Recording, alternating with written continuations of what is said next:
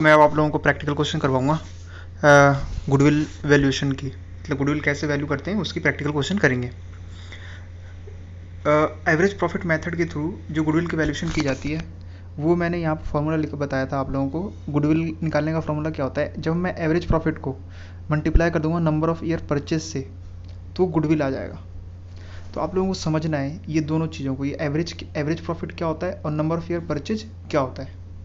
तो एवरेज, पहले मैं समझाता हूँ कि एवरेज प्रॉफिट क्या होता है। एवरेज प्रॉफिट क्या होता है, हमें ना प्रीवियस ईयर की डाटा से, जैसे मान लो प्रीवियस ईयर की डाटा से हमें एवरेज प्रॉफिट निकालना होता है। ये मैंने भी यहाँ पर एक एग्जांपल बताया था कि मान लो तुम जो है कार्तिक का बिजनेस खरीदना चाहते हो, ठीक है।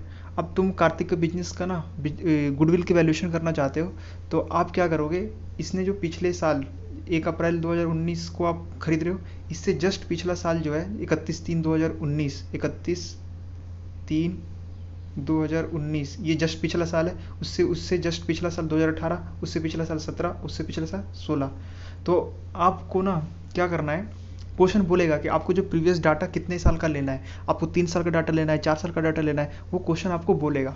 तो हम क्या करेंगे, जिस दिन हम खरीद रहे हैं बिजनेस उसके जस्ट प्रीवियस ईयर का जितने साल का क्वेश्चन बोलेगा, मैं मान लो यहाँ पर ये मान रहा हूँ कि 4 साल का डाटा दिया हुआ है, तो 4 साल का प्रॉफिट ले रहे हैं, यानी क्वेश्चन ये बोल रहा है कि 4 साल का एवरेज प्रॉफिट निकालो। तो जितने साल का बोलेगा क्वेश्चन आपको, मान लो 3 साल का बोलेगा, 3 साल का डाटा लेना है। अगर 4 साल का बोलेगा तो 4 साल का डाटा को एवरेज करना है। तो हम क्या करेंगे, यहाँ पर ये 4 साल का प्रॉफिट का डाटा लेंगे, चारों साल के प्रॉफिट को जोड़ेंगे, उसको डिवाइड करेंगे 4 से, समझ रहे हो। ये जो 4 साल का जो प्रॉफिट है, इन सब प्रॉफिट को जोड़ूंगा, जोड़ने से जो है उसको टोटल प्रॉफिट बोल देंगे। फिर उसको नंबर ऑफ ईयर, यानी नंबर ऑफ ईयर 4 है, 4 से डिवाइड कर दूंगा, तो यहाँ पर एवरेज प्रॉफिट आ जाएगा। फिर इस एवरेज प्रॉफिट को हम मल्टीप्लाई करते हैं नंबर ऑफ ईयर परचेज से। ये भी क्वेश्चन में गिवन होगा, नंबर ऑफ ईयर परचेज क्या होता है, कितना होगा वो क्वेश्चन में दिया हुआ रहेगा। अगर क्वेश्चन में दिया हुआ नहीं है तो फिर हमें क्या करना है, नंबर ऑफ़ ईयर परचेज जो है मैं तुम्हें बताता हूँ। नॉर्मली नंबर ऑफ़ परचेज ना 3 से 5 साल, मतलब मैक्सिमम 5 साल तक होता है, और उससे कम होगा तो क्वेश्चन में दिया हुआ रहेगा। अगर क्वेश्चन में नहीं दिया हुआ है तो 3 से 5 साल कोई सा भी ले लेंगे, 3 साल ले लेंगे या 4 साल ले लेंगे या 5 साल ले लेंगे। हम अज्यूम कर लेंगे कि जो नंबर ऑफ़ ईयर परचेज है यहाँ पर 4 है। वैसे तुम्हारे सिलेबस में ना हमेशा मैंने देखा है, जितने भी क्वेश्चन मैंने किए हैं अभी तक, सब में नंबर ऑफ़ ईयर परचेज दिया हुआ है, ठीक है। तो नंबर ऑफ़ परचेज जो होता है मैक्सिमम 5 साल होता है। अब मैं समझाता हूँ कि होता क्या है, नंबर ऑफ़ ईयर परचेज होता क्या है। नंबर ऑफ़ ईयर परचेज पता क्या होता है, आप 1 अप्रैल को बिजनेस खरीद रहे हो, तो आप जब 1 अप्रैल को जब बिजनेस खरीद रहे हो ना, तो उस दिन आपको ऐसा लग रहा है कि ये जो मैंने एवरेज प्रॉफिट निकाला है, ये वाला जो एवरेज प्रॉफिट निकाला है पिछले 4 सालों का, यही प्रॉफिट मैं आने वाला ईयर जो है 2020, 2021, 2022 में अर्निंग करूँगा। यही प्रॉफिट लगभग ये वाला प्रॉफिट मैं अर्निंग कर लूँगा आसानी से। तो आपको जितने साल लग रहा है ना कि मैं फ्यूचर में ये वाला एवरेज प्रॉफिट अर्निंग कर सकता हूँ, जितने साल तक आपको लग रहा है, वही हमारा नंबर ऑफ़ ईयर परचेज है। यानी फ्यूचर ईयर में जो आप प्रॉफिट कमाओगे, जितने साल तक आप कमाओगे, वही नंबर ऑफ़ ईयर परचेज है, ठीक है। तो समझ में आ गया होगा नंबर ऑफ़ परचेज क्या है यहाँ पर। तो दो चीज़ें समझना जरूरी है यहाँ पर, कि एवरेज प्रॉफिट क्या होता है और नंबर ऑफ़ ईयर परचेज क्या होता है। तो एवरेज प्रॉफिट तो मैंने समझा दिया कि प्रीवियस ईयर, जिस दिन आप खरीद रहे हो उसके जस्ट प्रीवियस ईयर का डाटा से आपको एवरेज प्रॉफिट निकालना है। 3 साल का डाटा ले रहे हो तो 3 साल को प्रॉफिट को जोड़ो, 3 से डिवाइड करो। अगर 4 साल का डाटा ले रहे हो तो 4 साल का प्रॉफिट जोड़ो और 4 से डिवाइड कर दो, एवरेज प्रॉफिट आ जाएगा। फिर इस एवरेज प्रॉफिट को मल्टीप्लाई करना होता है नंबर ऑफ़ ईयर परचेज से। अब नंबर ऑफ़ ईयर परचेज क्या होता है, नंबर ऑफ़ परचेज ईयर, आप 1 अप्रैल को बिजनेस खरीद रहे हो, इस डेट में आप भी खड़े हो। यहाँ से आप ये देख रहे हो, यार ये जो मैंने एवरेज प्रॉफिट जो मैंने निकाला है ना, इस एवरेज प्रॉफिट मतलब इतना ही के आसपास ये 3 साल भी मैं अर्निंग कर लूँगा। 2020, 2021, 2022 में भी मैं अर्निंग कर सकता हूँ। तो ये जो आप अनुमान कर रहे हो कि 3 साल तक मैं ये एवरेज प्रॉफिट अर्निंग कर पाऊँगा, तो ये जो 3 साल है ना, ये 3 साल यही हमारा नंबर ऑफ़ ईयर परचेज है। तो जो हम फ्यूचर में देख पा रहे हैं कि यही प्रॉफिट जो अर्निंग करेंगे वही हमारा नंबर ऑफ़ ईयर परचेज है, ठीक है। तो मैं आपको प्रैक्टिकल क्वेश्चन करवाता हूँ, प्रैक्टिकल क्वेश्चन से और ज़्यादा अच्छे से क्लियर होगा। देखो कभी कभी ना प्रैक्टिकल क्वेश्चन में तुम्हें पास्ट ईयर का जो प्रॉफिट है वो एक्यूरेट प्रॉफिट नहीं दिया होता, तो आपको क्वेश्चन में क्या करना है, एक्यूरेट प्रॉफिट फाइंड करना है। यानी उसमें कुछ अब नॉर्मल लॉसेस दिए होते हैं, तो उसको एडजस्टमेंट करना होता है। एडजस्टमेंट करने के बाद फिर हम एवरेज प्रॉफिट निकालते हैं। जैसे मैं एक यहाँ पर क्वेश्चन बताता हूँ। ए ने बिजनेस परचेज क्या है, बी का। ए क्या करना है यहाँ पर, बी का बिजनेस परचेज कर रहा है, ठीक है, यानी बी सेल कर रहा है, ए परचेज कर रहा है, with effect from 1 January 2015। It was agreed that firms goodwill is to be valued 2 year purchase, ये नंबर ऑफ ईयर परचेज हो गया, ठीक है, नंबर ऑफ ईयर परचेज 2 है। Normal average profit of last 3 year, जो एवरेज प्रॉफिट जो आपको निकालना है वो लास्ट 3 ईयर का निकालना है, ठीक है। The profit of B business for the last 3 year were 80,000 including abnormal gain.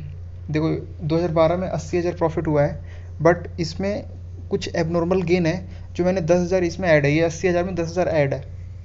देखो जब इसको हम एडजस्टमेंट क्यों करते हैं, क्योंकि ये अब जो अबनॉर्मल गेन है, ये अबनॉर्मल गेन फ्यूचर ईयर, यहाँ पर 2 ईयर है ना, future number of year purchase कितनी है, 2 है, तो इसको ये लग रहा है कि आने वाला जो 2 साल है उसमें ये वाला एबनॉर्मल गेन तो होगा नहीं। एबनॉर्मल गेन क्या होती है, जो कभी कभी होती है ना, तो ये तो हमारा बिजनेस का पार्ट तो था नहीं, लेकिन हाँ 2012 में हो गया था तो उसको मैंने इंक्लूड कर लिया था, लेकिन हर बार तो नहीं होगा।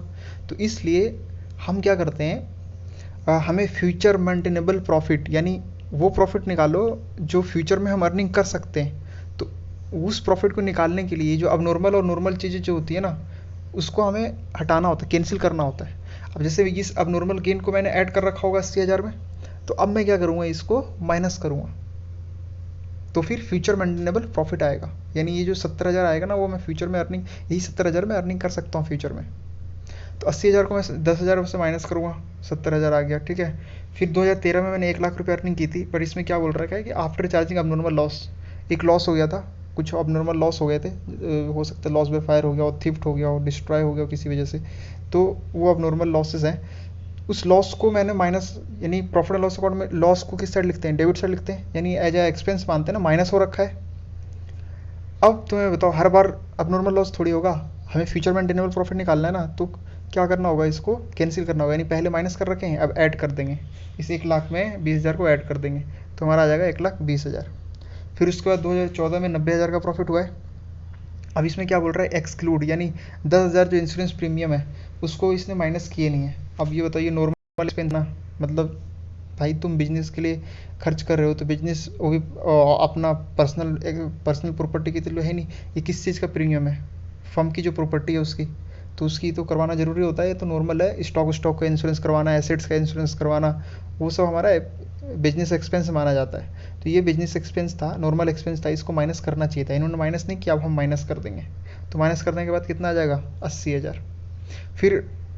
फिर हम क्या करेंगे, ये वाला जो प्रॉफिट है इसको हम बोलते हैं फ्यूचर मेंटेनेबल प्रॉफिट, यानी ये वो प्रॉफिट है जो हम फ्यूचर में अर्निंग, मतलब ऐसा लगता है कि हाँ ये प्रॉफिट फ्यूचर में हम अर्निंग कर सकते हैं, क्योंकि इसमें से नॉर्मल अबनॉर्मल चीज़ें हट गई हैं, जो नॉर्मल एक्सपेंस होता है वो भी हमने माइनस कर दिया है। तो ये जो 2,70,000 आया है, ये टोटल 3 साल का प्रॉफिट है, इस तीन से डिवाइड करेंगे तो यहाँ पे 90,000 एवरेज प्रॉफिट आ जाएगा। फिर इस एवरेज प्रॉफिट को नंबर ऑफ ईयर परचेज से मल्टीप्लाई कर दूंगा तो गुडविल आ जाएगा। तो इस तरीके से ये गुडविल हम निकाल रहे हैं, ठीक है। तो ये गुडविल निकालने का फॉर्मूला था, समझ में आ गया होगा कि कैसे किया मैंने। देखो मेन चीज़ इसमें तुम्हें जो ध्यान रखना है ना, अगर कभी भी एडजस्टमेंट दे रखी है, यानी नॉर्मल अब नॉर्मल गेन दिए हुए हैं, तो आपको पहले उसको एडजस्ट करना है। एडजस्ट करने का मतलब क्या होता है, अगर पहले माइनस हो रखा है तो उसको ऐड कर दो, और अगर पहले आपने ऐड कर रखा है तो उसको माइनस कर दो, और अगर कोई चीज़ एक्सपेंस है, नॉर्मल बिजनेस एक्सपेंस है, और उसने माइनस नहीं किया तो अब माइनस कर दो। इस तरीके से अगर कोई बिजनेस इनकम होता और उसको ऐड नहीं किया है, अगर उसने ऐड नहीं किया है तो उसको फिर हम ऐड कर देते। तो इस तरीके से कुछ एडजस्टमेंट है, उस एडजस्टमेंट को करने के बाद जो प्रॉफिट आता है उसको हम बोलते हैं फ्यूचर मेंटेनेबल प्रॉफिट। उस प्रॉफिट को फिर एवरेज निकालना है ना। फिर एवरेज निकालने के बाद नंबर ऑफ ईयर परचेज से मल्टीप्लाई कर देना है। नंबर ऑफ ईयर परचेज यहाँ पर कितना था, 2। मैंने ये भी बता दिया नंबर ऑफ ईयर परचेज क्या होता है। नंबर ऑफ ईयर परचेज हम वो पता क्या होता है कि फ्यूचर में, हाँ इतने साल तक ये जो एवरेज प्रॉफिट आया ना, ये 90,000 फ्यूचर में 2 साल तक अर्निंग कर पाएंगे। जैसे हमारा जो बिजनेस है अभी 1 जनवरी 2015 है, मतलब खरीद रहा हूँ मैं उसको, तो जो खरीद रहा है ना, ये जब खरीद रहा है तो उसको ये लग रहा है कि यार मैं ये जो 90,000 जो प्रॉफिट आया ना एवरेज प्रॉफिट, इस प्रॉफिट को मैं 2015 में भी कमा सकता हूँ, 2016 में भी अर्निंग कर सकता हूँ। तो ये जो 2 साल उसको लग रहा है ना कि मैं ये 90,000 कमा पाऊंगा, ये जो 2 साल लग रहा है उसको, यही नंबर ऑफ ईयर परचेज है। तो एवरेज प्रॉफिट मेथड में गुडविल निकालने का जो फॉर्मूला होता है वो होता है average profit multiply by number of year purchase. ठीक है, तो इसको एक बार आपको